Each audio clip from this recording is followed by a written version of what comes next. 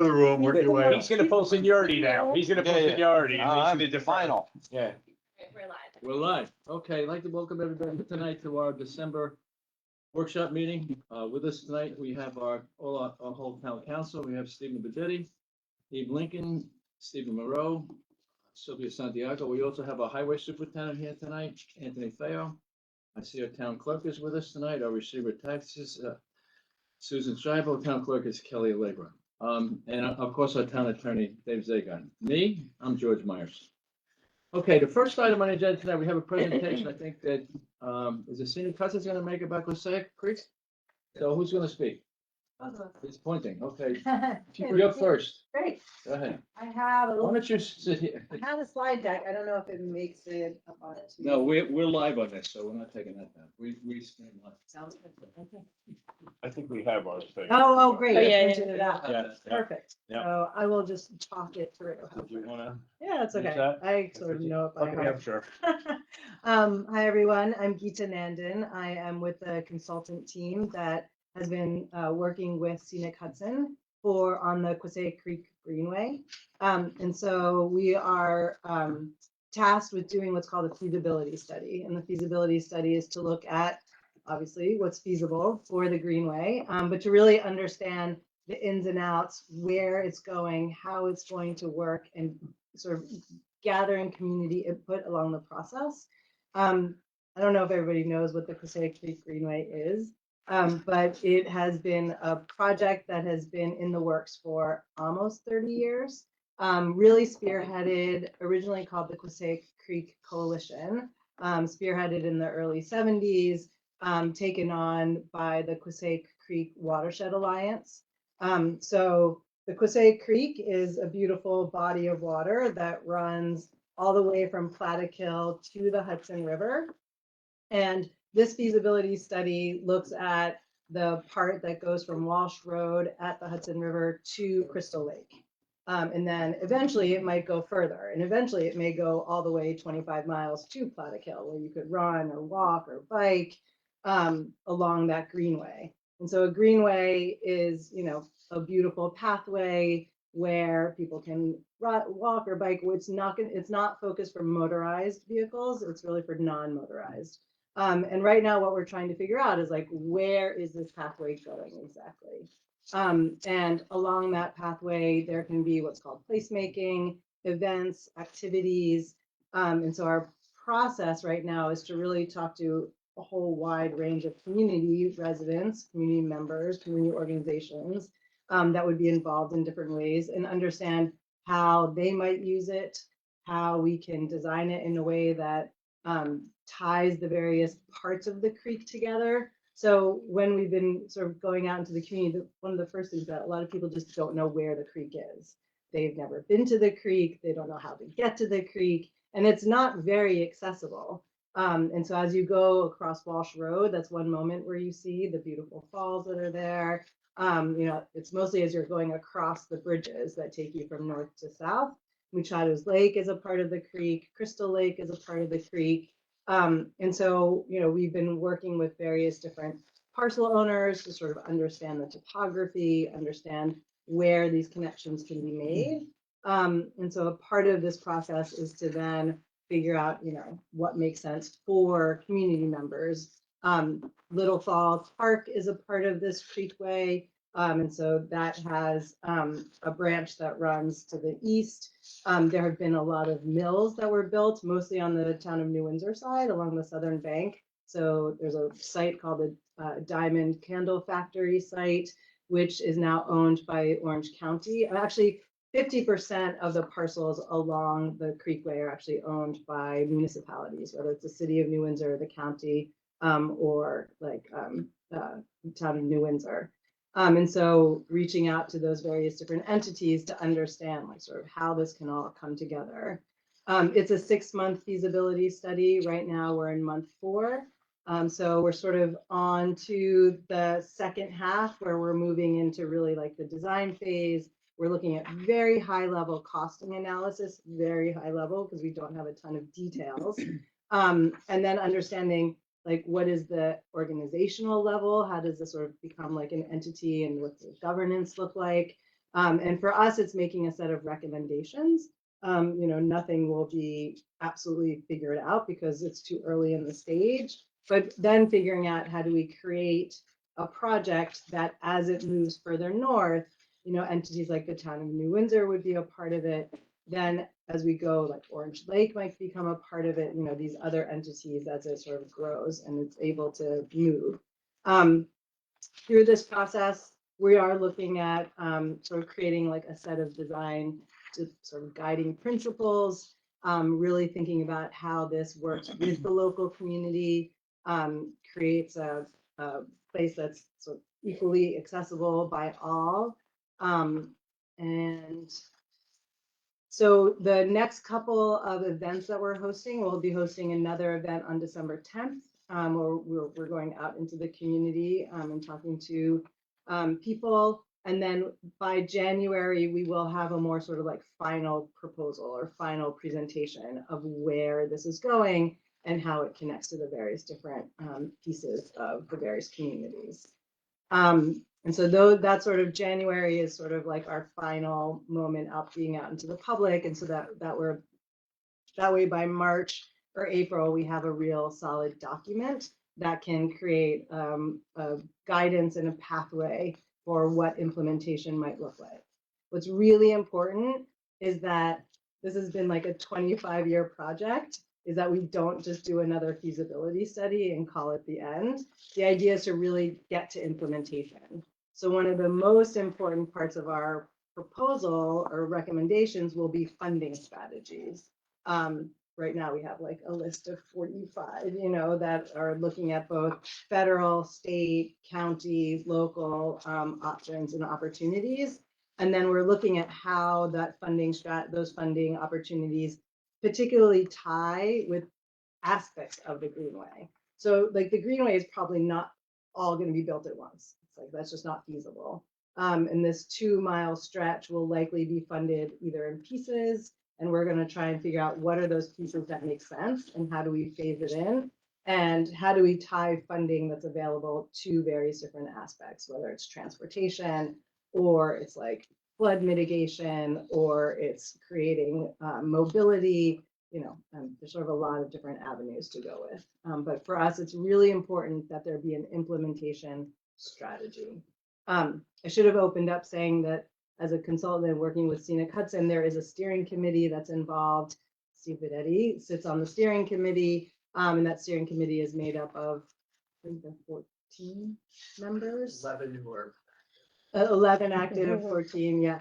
And so, and those represent municipalities, local organizations, local residents, and then the steering committee will sort of have a voice in figuring out what the next steps are. And so there will be next phases, and those next phases hopefully will be more about like drilling down into the design, creating like a set of actual construction documents, and then potentially taking this and going beyond the 2 miles to the sort of the next extensions, which would be towards Lake Washington and towards Harrison Pond. And so that's where we are. And I know this is a workshop. I'm happy to answer questions, but also, you don't get to sort of have some interaction today. There's my contact information is there. We're happy to meet with you guys one-on-one, or have a phone call, or have a more sort of involved conversation as well. Did you say something else you're going to talk? This is Dwayne, if you want to pop in. Yeah, you can. Sure. I can just I'll pull it. yeah, no, yeah. Yeah. Sure. Yeah, my name is Dwayne Martinez, and I am the project manager from Scenic Hudson. So a little bit of background too on how this work came about. We got a New York State Conservation Catalyst Partnership Grant. So that was administered by the Land Trust Alliance. They required a matching grant, and that came from Orange County Land Trust. So that's how we put out an RFP. The steering committee's recommendation was unanimous to hire Red Collective and Mud Workshop, so that's how they came on. Yeah, so also just here for questions and just to provide background too. So No, and I think it's important too, just for the board to know too, Scenic Hudson does have a decent chunk of property here in New Windsor. And as well as the steering committee chairman, Jack Caldwell, sitting behind Sylvia over there, actually is a town resident, lives here in Windsor. Yep. So he's very involved too, so. Yeah, I've been with the Quisqueya Creek Watershed Alliance for about 14 years now, working with John Gephardt, some of you may know John and the other guys. Mostly we are just monitoring the stream to see what's going on, and John is the one who really is the spearhead on the trail idea. That evolved into the Watershed Alliance and keeping an eye on the monitoring. I sat on the original rack for the Stewart issues and water quality there and the TFAs and all of that. Moved it, you know, there is a seat there for the Quisqueya Creek Watershed Alliance on that one. I am a retired teacher, Newburgh Schools for 32 years. Finished up at Vales Gate as the assistant principal there. And moved on to Black Rock Forest, so I was the operations manager there. And in New Windsor, a resident in New Windsor since 1975. So, Are we good? Okay, Stephen Bedetti is on the committee, so he would be our point person, but obviously if any of the board members wanted to call you, what's the contact numbers? Absolutely. And I thank you for coming in tonight. We have a meeting if you want to stay, you're welcome. If not, I would leave, but it's up to you. How we go? There's no question. If I could go. I'll reach back out there. Okay. We'll Yeah, Yeah. A little further with more of us. Yeah, we like to have just one person as a point person, so that's why Stephen was kind of took on that responsibility. So whatever we have time to go through him, but if one of the board members wanted to call the contact numbers, I gave him everything, so. Let it be that. Okay, thank you very Yes, much. thanks for the update. Thank you. Thank you. Listen, the next item on the agenda is, firstly, Babcock Park. I had this idea that we needed, they call it a slide gate, where we could lock it up and it would open up by itself. What I'm a little concerned about was the off-road vehicles that go through there could damage a park. I sent everybody the proposal. It looked a little steep to me. $29,000. So I would recommend that we sit on this for a little while and see if we can drag in some more, parkland funds. Right now, the parkland funds that we have are just around 500,000. So any future development, we would get, as you all know, $3,500 per unit. So I think we need this. I'm just not sure that we should spend the money now. So Are we having problems in there after we've hours? had issues where they come in at night and things happen. Like ATVs and stuff? We had some, but they haven't done anything really serious yet. Okay. But I don't know. But I was surprised to see the price. I didn't think it would be this much. The current gate there is operable, right? It's I mean, it's operable, yeah. manual, I know Yeah, it, but somebody's gonna go close it Yeah, and then right. open it up. and I know there's an entrance next to it that We needs to be talked sealed about, up. we can do those Yeah, ourselves. We and talked about One in that. the back. Yeah, those, we can do. This one is where I thought we'd put this electric one in, but if no one has objection, I must sit on this for a little while, see if we can take in some more money before we spend that kind of money. Gate. All right, we're gonna award the bid for this Birchwood culvert project, and it actually is more than Birchwood. It affects Hudson and Glendale, and we have some issues down there, so we tried to do it ourselves. This is the one you guys who took too much, right, Anthony? You get inside, yes. Yeah, so Supposed to be, confined space. confined space issue. Yeah, we just didn't think it was safe for us to do it. So we got a couple of bids. The low one came in at 23.7 from Arnold Construction, so we'll award that on Wednesday. All right, we're gonna have that public hearing about the low-income senior citizen exemption on Wednesday. We called for it last month. Todd Wiley will be there in case there's any questions that arise on that, but we've kind of talked about it at the workshop last month.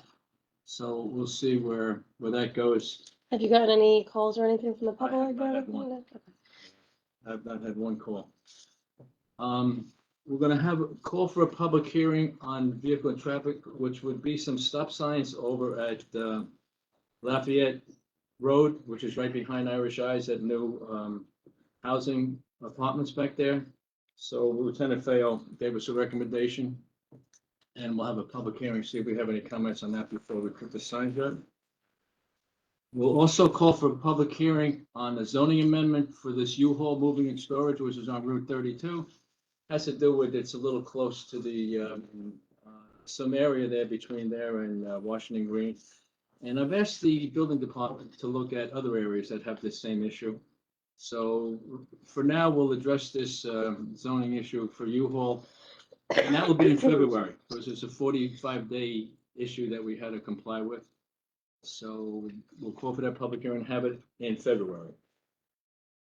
The next item on the agenda, we're gonna sign an MOU with the town of Cornwall and the village of Cornwall for the dispatching duties. The discussions between myself and the mayor and the town supervisor, they've agreed to pay $13,000 a year, and they've agreed to pay for half a year for 2022. So Dave is putting together the MOU. Once we have that, we'll have them sign it, and I'll get our money. Okay, I was just reading this. Is there a way we can, and I think Dave ought to reset this, is there a way we can maybe add a clause in here? Just me personally, because I do it, I think $13,000 is a little cheap, but is there a way we can add a clause in here that it can be Yeah. negotiated? I'll put it in here. Okay, that can be negotiated. in Yeah, the well, event it's an that- increase each year. Yeah, because Yeah, depending on how people pay. 12 IM too. I mean, if the 12 IM jumps way up, then I was more thinking about, we have increases every year from salaries. Yeah, right.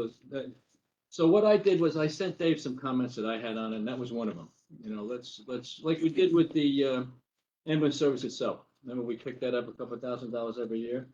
So I gave Dave my comments. Anybody has any comments, just send it in to him.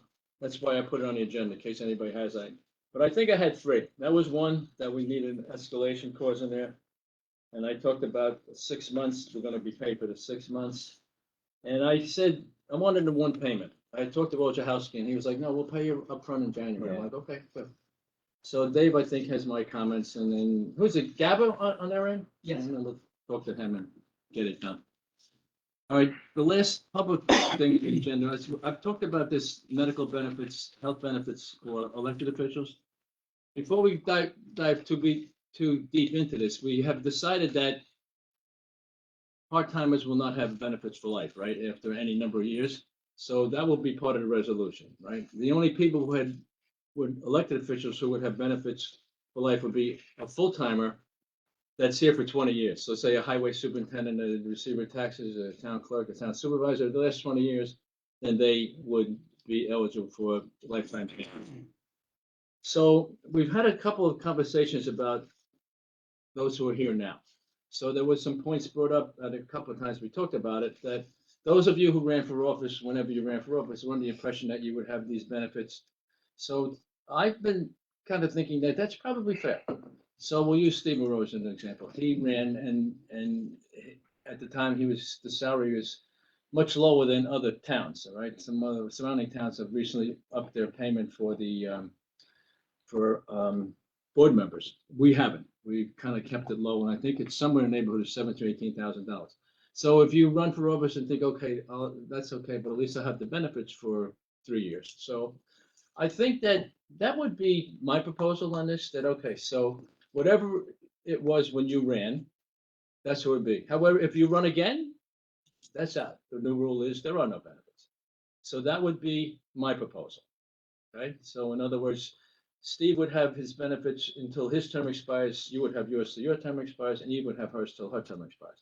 At the end of that term, if you elect to run again, then whatever this new policy is, that would be the policy. So what he insists on starting with you.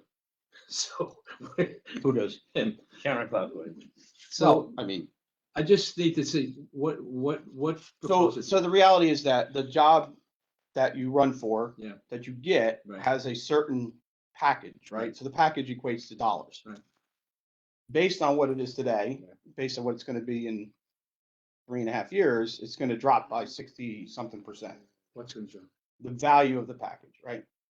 Well, don't forget, the health insurance goes up about 10% every year. Now I'm it's just saying, $4,000. I only have today's numbers, so Okay, all it right. could be that. So ultimately, you're putting together a package that will be 63% less. I just want to make sure. Yeah, yeah. Is there a offset in pay? That's up to you guys. If you wanted to vote, listen, they Well- did the town of Newburgh. I think, kicked it up $10,000. per I board mean, member. look, you bring it up, you want to talk about it. I didn't know if you thought that part through. So if it's something that you thought, well, you know what, I hadn't, you make a point, what could it be? Well, that would be part of the discussion. Do you Okay. want to raise the salary of board members at some point in time?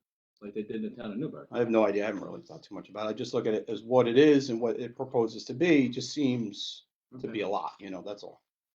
But Alright, does so anyone, does the town of Newburgh, they have, I'm not advocating Yeah. for it, I'm just asking, I want to clarify. Didn't they raise the salary and they have health benefits? Mhm.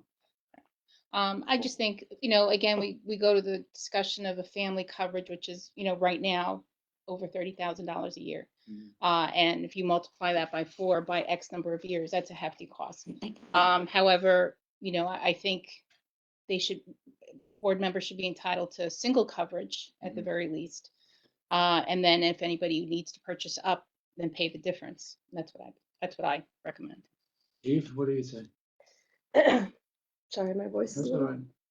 right. I don't know, a few thoughts. The first is, we've talked about this a few times. It's clear we all don't agree. Everybody has different ideas. Mhm. It affects some people personally.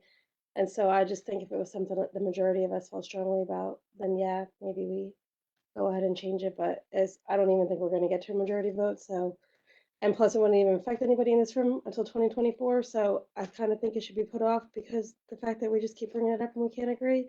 And my other thought is, we just passed the budget, nobody said anything, and I don't recall our comptroller telling us that, we needed to really take a hard look at the budget and really start cutting costs.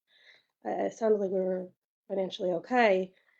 So until we get to that point, I don't, again, see an urgent need to start cutting small costs. And the third point is, it is a very, very small cost right now because the fact is the majority of part-time elected officials don't take health benefits. So even if you were to times the cost by 6, you're not actually cutting that amount out of the budget because most of us don't take it. So Okay. I just, One of the things that We should concerns put it me is that we are right now $4 million in medical benefits. That's what we have it going forward for people retired, people here. So I don't, and that money is just like out there someplace. Listen, you're like me, you have benefits, you're not involved in any of this kind of stuff too. Yeah, no, I mean, so this year, this current kind Yeah. of budget we're in now, Yeah. we don't, the medical benefits that the buyout, people that get the buyouts Yeah. and Steve getting it, it's not even in the budget. It was cut out last year and we afforded it, so Mhm. we had a problem. So it was put back in the budget which we voted on last month for Right. next year. I don't look at the part-time council people any less important than the full-time council people. They make important decisions. Full-time council people? Yeah, I mean, in other words, we've agreed to cut out full-time or medical benefits after retirement for the council people, Mhm. which I agree with. I don't think they should get them, especially if you did 8 years here and you walk away with it. I'm okay with that. But while you're here doing this important job, making decisions and stuff, I'm okay with giving them medical benefits. Okay. However, I don't have a horse in this race Yeah, as no, far me as either. that comes to that. So. I mean, just for the record, he has his medical, I have never taken down medical benefits. So how about this? So I think Eve makes a pretty good point. There doesn't seem to be any consensus here or even a majority. Let's do a resolution at least taking out that benefits after 8 years. If you serve a council person for 8 years, you do not get medical benefits for life. When you come back again, and you can look at this at another time, but I think that needs to come out sooner than later. So it is what it is for this period of time, and I mean, it's 3 years from now, right? what's that? That decision we're making is going to be for what is 3 years from now. Right? Well, no, you could leave tomorrow and somebody Oh, else so could the pop in, next, you know what I'm step. saying? Okay, Yeah. well, Yeah, that could be you. And I think that, yeah, right. So we all good with that, I agree. Eve? No benefits for after 8 years for life. For or after you leave for life, Yeah. I thought, what do you mean, 8 years? 8 years. Yeah, if you serve 8 years, you have benefits. for No, life. no, no. Yeah, You yeah. have to continually hold it till 60 years old. Okay, Yeah. but at some point the Right. town's picking it up. Yeah, no, I mean, I agree with that. So if right now a full-time employee with the town has to do 17 years and they get medical benefits after retirement, a full-time elected official has to do 20 years, and a part-time council person has to do 8 years. I'm at the very least, they should not do any less than the full-time elected official Okay. at the very least. So, Okay. if it's agreed on that we take it out and then we revisit it another time, then Obviously, you're gonna have to revisit it another time Yeah, because right. there's no consensus here. right. All right, so David, maybe a resolution in January, some point in time, just refer back to that resolution and put it in there and we'll just take it out. And the rest of it will just stay as it is for now. Was there, just a question, I don't know if we will have the answer. I know when we just passed the budget, we plug in a tentative 10% increase for medical That's what it benefits, was. but we don't find out until mid-December. Do No, we know what found- it is yeah, yet? we did. It went up 10%. It is 10%, okay. Didn't know if we knew that It number. seems they do it all the time, but every Yeah, I don't place that you read about says the same thing. Yeah, right, I You don't know. I think we can't afford this. I don't know what I'm gonna do. I know. It's And I crazy. think that's what happens. All right, so that's the public portion of the meeting. We're gonna go to a quick executive session. And I forgot to say that Danielle, the lovely Danielle, is at the controls of our